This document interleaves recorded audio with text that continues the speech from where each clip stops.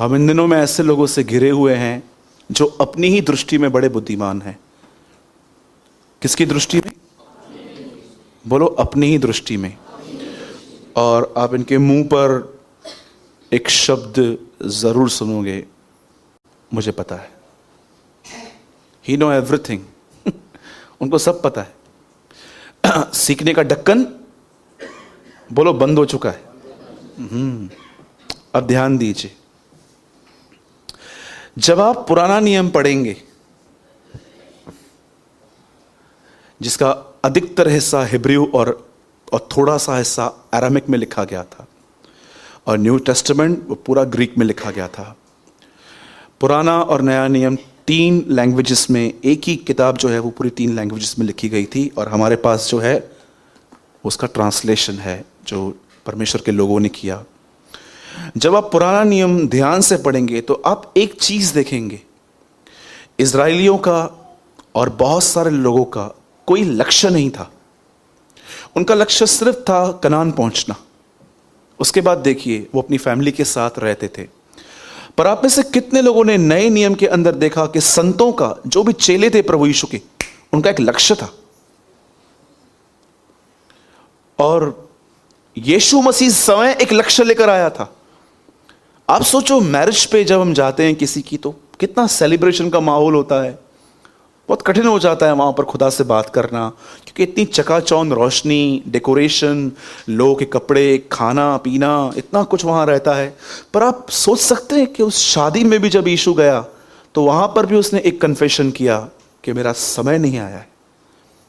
वो मैरिज पे भी अपने उस लक्ष्य के साथ बाउंड था कि परमेश्वर ने मुझे सिर्फ इन चीजों के लिए नहीं भेजा है, मेरा एक लक्ष्य है। और मैं आपको आज एक बहुत आसान सी चीज मैं आपको बताता हूं। पौलुस का एक लक्ष्य था। वो कहता है, मैं निशाने की ओर दौड़ा जाता हूं। आप जानते हो पौलुस को कोई भी रोक क्यों नहीं पाया उसके निशाने की तरफ दौड़ने से? जानते हो रीजन क्या था? यीशु को कितने कोड़े लगे थे? पर पौलुस की गिनती है 195। 5 बार मुझे कितने हुए? 195 हुए ना। 195 कोड़े लगे उससे। जिस शिप में वो चढ़ा वो शिप टूट गई। जहां वो चाहता था, आज तो प्रोफेसियां भी हमारे हिसाब से चाहिए हमें, उसके लिए प्रोफेसी होती थी, जहां तू जाएगा दुख और जंजीरें तैयार हैं। आज आप किसी के ऊपर प्रोफेसी कर दो, ये तो आपको झूठा भविष्यवक्ता बोल देंगे।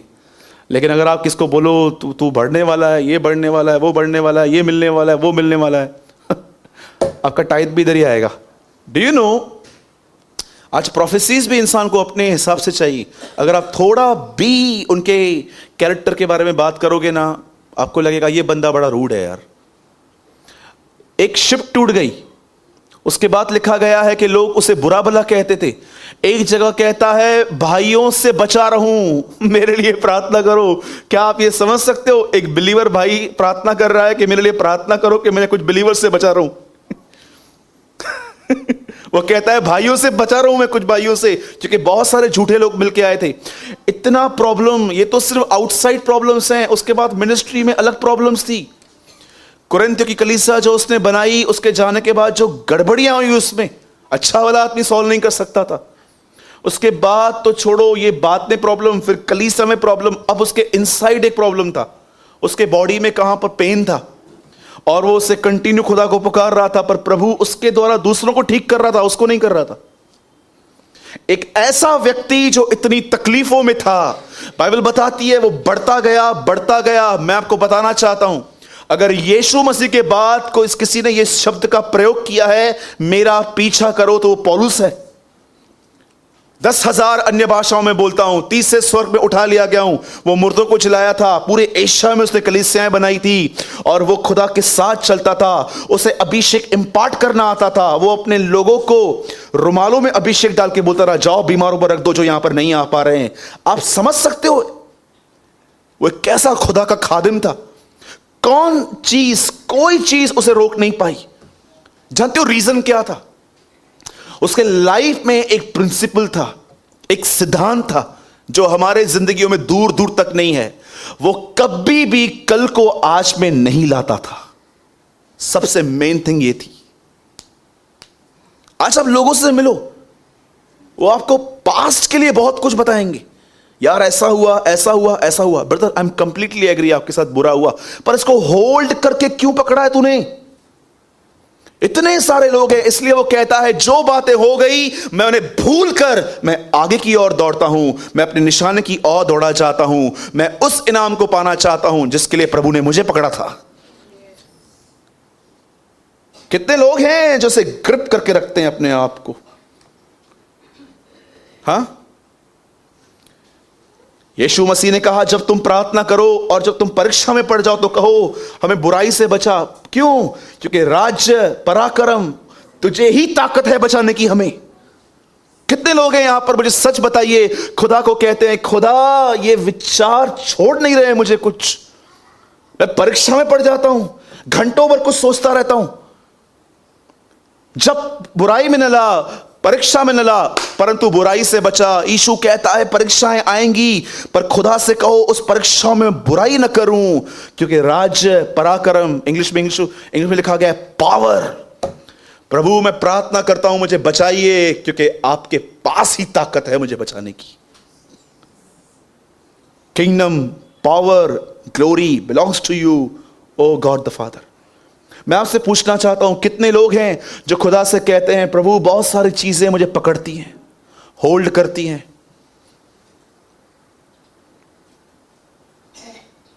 सोचो, मेरे से इसने ऐसा किया, मेरे से इसने ऐसा किया। 100% एग्री हैं, कुछ लोग करते हैं, पर क्या आप इधर ही ठहर जाओगे? याद रखिए, पुरानी दाखरस खुदा कभी नई मशकों में नहीं भरेगा, और नई दाखरस पुरानी मशकों में भरेगा। वो क्या होगा? पुराने जमाने में, उन दिनों में एक चमड़ी होती थी बकरी की, जिसको वो धागे से सीते थे।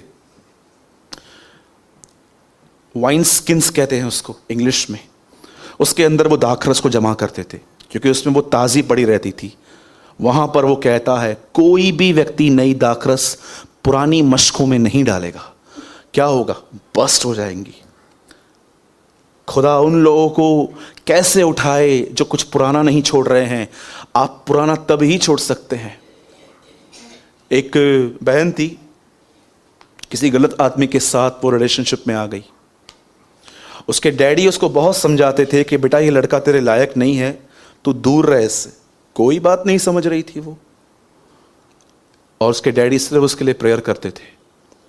एक दिन वो दौड़ दौड़ के आई और कहा डैडी। बोला हाँ मेरा ब्रेकअप हो गया। उससे बोला कैसे? उससे कहा मैंने उससे बेहतर कोई पा लिया। बोला वो कौन है? जीसस।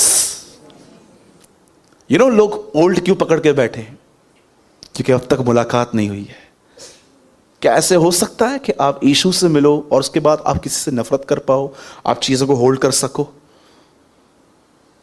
मसीहत सिर्फ बाइबल पढ़ना और प्रार्थना करना ही नहीं है। हाँ वो भी है, लेकिन मसीहत है खुदावन से मिलना। यही तो इब्राहिम की आशीष है। जब लोग आपसे पूछते हैं इब्राहिम की आशीष क्या है, तो आप क्या बताते हो? पैसा। कितने लोग ये बात जानते हैं? एक दिन इब्राहिम खुदा से मिला और उसको कहता है आ मेरे घर में बैठ, खा पी, क्योंकि मैं जानता हूं तू इसलिए आया है। उस दिन इब्राहिम खुदा को देख के समझ गया आज खुदा डिस्टर्ब है, क्योंकि प्रभु को सदोम और अमोरा नाश करना था। क्या पर्सन है इब्राहिम! परमेश्वर के मूड को समझता था वो। पौलुस कहता है यही तो उसकी आशीष है। आपको पता है इब्राहिम की आशीष क्या है? परमेश्वर कलीसिया से मिलेगा। बोलो आमीन। कितने लोग हैं ऐसे? आमीन ऐसे मत बोलो, हमारा आमीन भी मरा हुआ है। कितने लोगों ने पढ़ा है मरे हुए कामों से दूर रहो? बोलो मरे हुए काम। अच्छे काम बुरे काम सुने थे, नया नियम मरे हुए काम भी बताते। बोलो मरा हुआ काम। जानना चाहते हैं मरे हुए काम क्या होते हैं? पैसा दो नहीं तो आशीष नहीं मिलेगी। आंटी दो। हमारे कलीसिया में कोई ऑफरिंग बैग नहीं घूमती है। Show me in the one place in the Bible, मुझे बाइबल में एक जगह बताओ जहां पर यीशु ने ऑफरिंग बैग्स घुमाई। भाई सब करते हैं ना। मैंने प्रभु से कहा था, प्रभु अगर कोई ऐसी चीज जिसे पूरी दुनिया फॉलो करती है पर वो बाइबल में नहीं है, मैं फॉलो नहीं करूंगा। Understand? We believe in offering. हम विश्वास करते हैं कि पैसा चाहिए, लेकिन हम जानते हैं वो हर्ष से देना है। और आप मुझे बताओ, ये हर्ष से देना कैसे हुआ? हर्ष से तो वो होता है कि जो खुद आके कहे, यार कहाँ है बॉक्स, मैंने ब्लेसिंग पाई है खुदा के कलाम से, मैं डालूंगा। इसको कहते हैं, उसे कहते हैं गुप्त में। ठीक है? तो बोलो, जो चीजें हो गई उन्हें भूलना है। नहीं भूल पा रहा हूं तो प्रभु से मदद मांगिए। वो बड़ा मददगार है, वो बड़ा दयालु है। अरे आपको घूरे से उठा के ऊपर रखेगा वो। उससे मांगो, बड़ा दयालु है वो। आप उतना पाना नहीं जानते जितना वो आपको देना जानता है। उससे मांगो, छोड़ दो। क्या सीखो याकूब से। पहले पेट के अंदर भाई का पैर पकड़ा, एक दिन अपने बाप का पकड़ा, अंत में खुदा का पकड़ लिया। पर सब पैर छोड़ दो, अब परमेश्वर को पकड़ो। होल्ड जीसस और देखो सब कुछ तुम्हारा है। अगर आप चाहते हो कि यीशु का सब कुछ आपका हो तो पहले आप अपना सब यीशु का कर दो। ठीक है?